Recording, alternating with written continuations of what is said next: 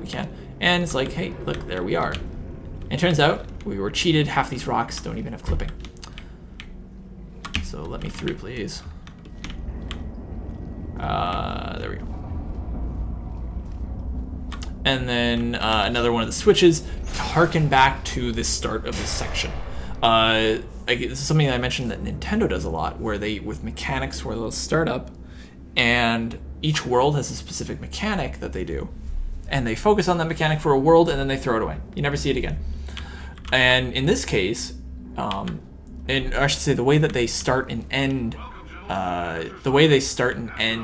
all their levels is they show you how to do it in a safe way, so you can learn how to do it in a safe environment.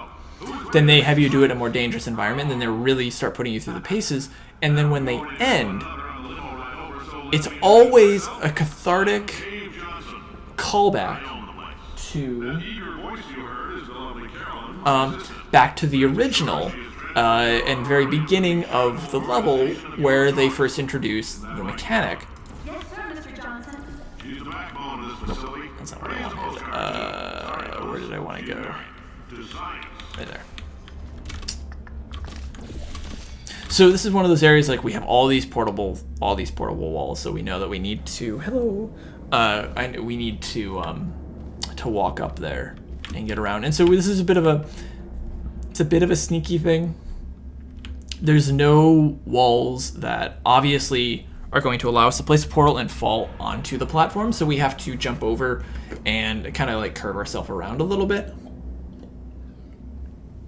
A simple, but it's an advanced thing. It would be an advanced mechanic that we would have to teach the player if we haven't taught them already, and if not, then we're going to have to be testing them on it.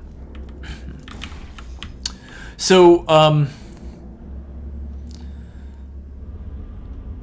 this is a very simple puzzle, because we come over here and it's like we can't go through here. The main lift's broken, so we can't get out. We have all this stuff over here. We see this sign, and if you look at this, let's see if I can jump. Nope, is this a good spot? Where's a good spot that I can hide? Kind of get a bit of a better view here. There we go. We have check. No, okay. We have again, lighting, and then we have the architectural line saying this is where we came in. So we have, usually it's where things are smaller is where people want to look in terms of like architectural lines. They want to find the vertex. So they're still going to be looking around over here, and we'll see there is a door, and it literally says enter, and it's lit compared to everything else. And so we see that, and we try walking over here, and the bridge is out, so we know this is now our goal, is right over there. This is the problem. We can't get across the bridge, so what are we going to do to fix that? Now, I've kind of already started to do that, and I broke a rule here. And if you look around, they have all these side-angled structure things, and if we hadn't been taught flinging earlier, and this is why I did the earlier part of the stream where we did the tutorial stuff, if we hadn't been taught flinging, we wouldn't have seen that angled walls like this usually associate to having to fling ourselves. So we know, all right, we probably got to fling ourselves over, and you're like, hey, you know, that lines up pretty well, so let's do that. Maybe this will be a bit of a problem, but we might as well try it. And since this is Portal and in Valve, and they like to break all the rules and make people upset and angry, we have to also look up, because players usually don't look up. And in this case, we don't have many like cues to look up, but we do if we, and pardon me for this, but this won't be that big of a problem. I can just get down. If we come back here, we have, as we're walking in, we see that light, this over here, and then we have all these shadows. And all these shadows are pointing up into this area right here.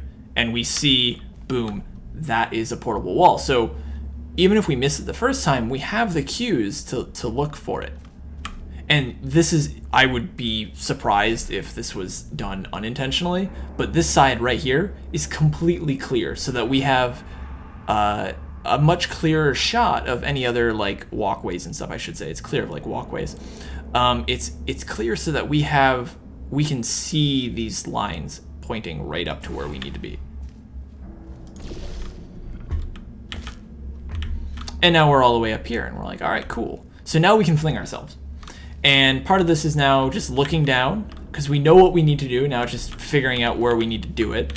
And they have these very well-placed boards up here, kind of showing what we've already done, or kind of showing that maybe someone else has been up here and have been walking up here, which is reinforcing the story. And also kind of shows where we can jump off. And Portal 2 walkthrough, someone was just asking if there's a Portal 2 walkthrough, sort of, kind of, but not really. We're looking at the level design of Portal 2 specifically. Just for everyone who's new, we have a whole bunch of new people. Hello, my name's Joe. I am a level designer. I've been doing level design for God knows how many years, but I've been doing it professionally for 3 to 4 years now. I have worked on games like Black Mesa. I have stuff. Some of my work is featured in Team Fortress 2. And this show, which happens as of now, is happening every Tuesday at this time. I go through and I play video games, and we talk about the level design of those games. So if you have no idea about what level design is, or maybe you are and you want to learn about a game's level design and stuff like that, that's what we're going to be talking about. And this is geared towards everybody. So if you're just like a normal gamer and you're like, I don't know the first thing about game design or game development or anything, that's fine. I'm going to walk through and explain everything to you. And if you're a more advanced person, you might pick up some other stuff too. And that's great. Anyway, so we just did a fling, which we had seen. So it's kind of, we were very, very early. And so we're probably like 3 or 4 hours ahead of when we first learned the fling. So we learned fling, came through. They added this nice little flare right here that you flew through the aperture ring. Nice touch. And basically that is that's kind of the puzzle of that area. Even though it wasn't set in a test chamber and it didn't look like a puzzle to start with, it was still a bit of a puzzle. And that's one of the things that I think Portal 2 does really, really well, compared to other games that do similar types of puzzles. I can't personally oversee every one of them, so these pre-recorded messages will cover any questions you might have and respond to any incidents that may occur in the course of your science adventure. Your test assignment will vary. And so before we move on to the next zone, we get a nice little look back to where we were, where we got started. This was the jump. I pointed this out at the very beginning with the ruined platform. Saw, hey, this is a place that, this is where we just were. So now we can say where we started and where we're ending. Fighting an army of Mantis men. Pick up a rifle and follow the yellow line. You'll know when the test starts. And again, this is a bit of a pacing thing too. And like I mentioned earlier, there's flow, which is how a player moves through a level, and then there's pacing, which is how quickly the player moves through the level. And by doing that, or by having us walk through kind of the tutorial area of walking through, sorry, not the tutorial area, like the introduction area to Aperture, and having that whole spiel being played, that was to slow us down a bit so that that Cave Johnson could say all of those things and help establish the story a bit more. All right, so same thing that so we'll just go through the checklist for puzzles again, because this is now another puzzle. We see a bunch of bright lights over there. Off in the distance, we see a door right down there. So we're thinking, all right, we probably got to go over there. Even though it's not a clear goal, because this is a new area and a new style and a new art style, we know we should probably need to go over here because it's going up into one of these big spheres, which Cave Johnson was just talking about. Top of that, we see, hey, there's a portable wall, and if we follow this all the way down, and I'm not going to, it just takes us back all the way down to the bottom, and then we could call the elevator again and go back up, but we're not going to do that. So, first thing we see, establishing shot, the goal we need, that's probably going to be important too, because it's well lit. It's a door that we've gone through before, like we've gone through those before, so we know we need to go there. Bit of a light here. Maybe that's just highlight. Maybe that's important. And then the extremely, again, bright white light. I've mentioned this before. White light you usually don't ever need to use, but here we are. And then finally, something you might notice is that there is a slanted portal surface over here. And we just did some flinging. And so maybe we'll have to be doing some flinging again. And these are all just things that might be running through your head if you're doing this puzzle for the first time. I believe there's also just kind of a, I don't have this great of a shot to perfectly line this up. I'm pretty certain there's a bit of a portal aim assist in this game. I haven't been able to prove it, but I'm pretty certain that it's basically, if you hit within this area, it just takes you exactly center to what you need to be. And so, all right, so we come through this level again, and we see the door. We know we got to get over there, and we're like, that's in the way. We can do that, but we have this right here. Now we have to figure out how are we going to fling ourselves, which is something that which we've not done. I think this is the largest fling in the game so far. And if we look around, I'm kind of hinting at it here, we have this elevator shaft. So if we had gone down all the way down the elevator shaft, we would have seen this. But when we left the, but the elevator was covering it, so we couldn't actually see it at the time. So we were introduced, pieces of the puzzle were introduced as we were solving previous puzzles. So they have this big overlapping, big open world thing, and like it's like a Venn diagram of puzzles where the pieces overlap with each other, and you probably see parts of the other puzzles in the future that you'll be using in the future, but you don't need to actually use them now. Yep, so we can portal that, and so we're like, all right, so let's head back there. So we were just here, go back here, and this is where we'll start going back down. Because if I remember correctly, is that wall there? Yep, so we have this right here. And we'll pop this. And then we'll go for the largest fling that we've done so far. I'm going to readjust myself. There we go. Fly on over and nailed it. So we knew that this, so the way that things are framed in this game when it comes to introducing puzzles is very creative, because this was a puzzle that we had seen already, but we couldn't actually see it. Like, we had seen this, we had probably seen that, but we couldn't actually see any of it because we were going back all the way down there. This is where we ended, and then right over there is where we started. We're still in the same map. This is still technically all one giant puzzle. It's all like each puzzle is a map, or each map is a puzzle. So they have this meshing, and so one of the things that, if you're doing puzzle design in this style, is you want to make sure that players can only see what they need to deal with, or what they can actually use and interact with. And in the case of Portal, and just in puzzles in general, you want to basically feed them off bites that they can actually eat, rather than the whole thing. So if we saw all of these pieces, so like if this portal wall was on the other side and that was in front of the elevator, there would be a lot to handle, and so there would be a lot that we'd have to be processing. It's like, do I need this? Do I need that? No, not really.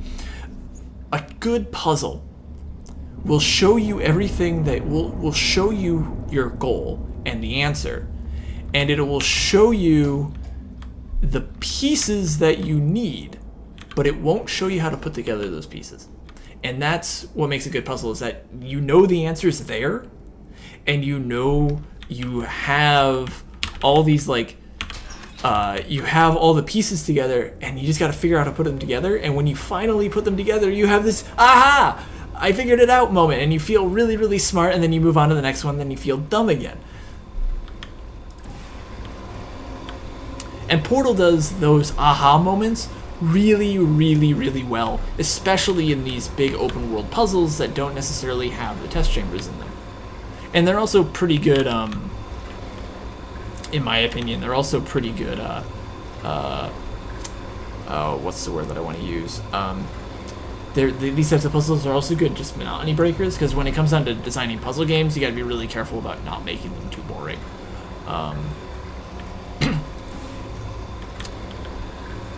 Alrighty, so a bit more exploring down here.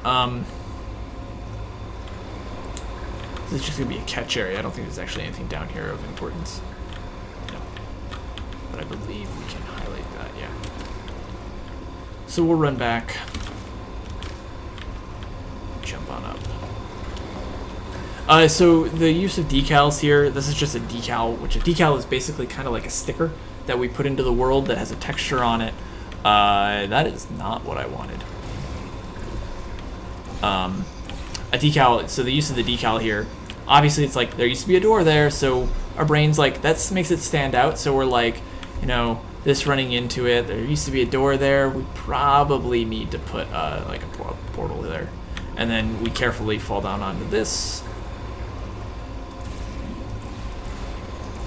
And then we get that one, and I'm just going to do that. There we go, and slide our way through. This is a bit of a callback to the last 3 puzzle levels of Portal 1.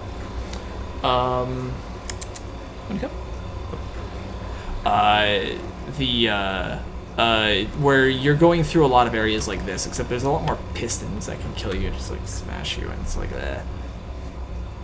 My cat's over there looking at me. I'm trying to get her to come over here, but she's looking at me all despondent. Like, what are you talking about, Joe? I don't know who you are. A bit of a thing, just here it's like, it's very clear, it's very over the top that we obviously do not need to go this way.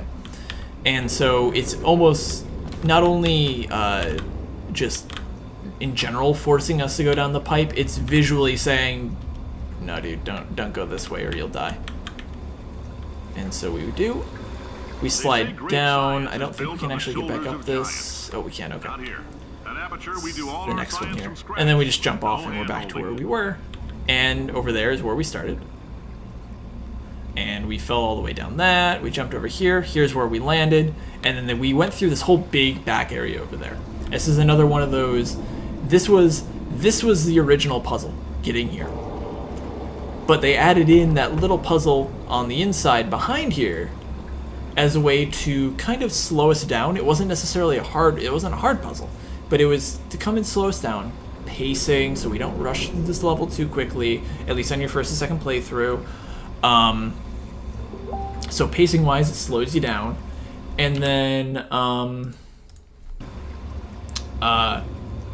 and if they had shown us that all at once, like, again, we would have just been overloaded with so much stuff that was going on. It's like, so if we had seen that we had to do all that while we were over there, like, that would have detracted from the main goal, and it would have really made it confusing for us to actually it would have confused us a bit more.